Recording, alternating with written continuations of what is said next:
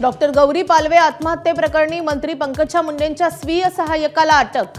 वरळी पोलिसांकडून रात्री 1 वाजता अनंत गर्जेला अटक केल्याची माहिती। गळफास घेत आत्महत्या केलेल्या डॉक्टर गौरी पालवेवर आज अंत्यसंस्कार। शवविच्छेदन अहवालाकडे लक्ष। गौरी या पंकजा मुंडेंच्या पीएच्या पत्नी। आज मुख्यमंत्री फडणवीस आणि उपमुख्यमंत्री शिंदेंच्या सभांचा धडाका। फडणवीस शिंदेंच्या उत्तर महाराष्ट्रामध्ये प्रचार सभा, तर अजित पवारांचा मराठवाड्यामध्ये निवडणूक प्रचार।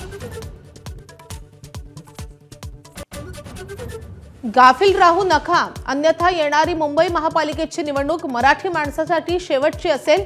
मनसेच्या कोकण महोत्सवामध्ये राज ठाकरेंचा इशारा।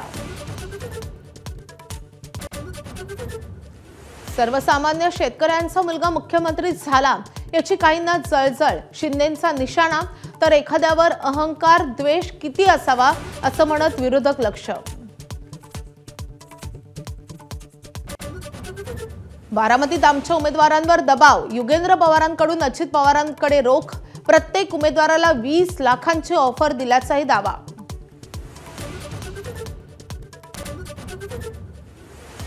आपल्याला पाडण्यासाठी भाजपची शेकापला मदत। विधानसभेची आठवण सांगत शहाजी बापूंचा हल्लाबोल, तर आम्ही तुमच्या पाठीशी आहोत असं म्हणत एकनाथ शिंदेंचा एल्गार।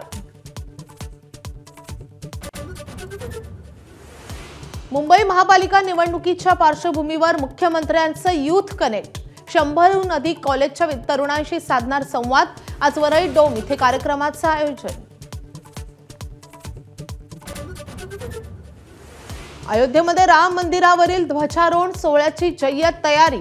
शिखरावर फडकवण्यात येणारा भव्य ध्वज मंदिर परिसरामध्ये संपूर्ण शहरामध्ये विद्युत रोषणाई। क्रिकेटपटू स्मृती मानधना आणि पलाश मुच्छालचं लग्न पुढे ढकललं।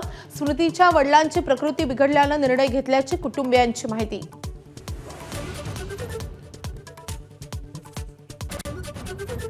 न्यायमूर्ती सूर्यकांत आज देशाचे 53वे सरन्यायाधीश म्हणून शपथ घेणार। द्रौपदी मुर्मूंच्या उपस्थितीत राष्ट्रपती भवनामध्ये सकाळी 10 वाजता शपथविधी सोहळा। गुवाहाटी कसोटीचा आजचा 3रा दिवस। टीम इंडियाच्या फलंदाजांकडून दमदार कामगिरीची अपेक्षा। दक्षिण आफ्रिकेच्या पहिल्या डावात 489 धावा।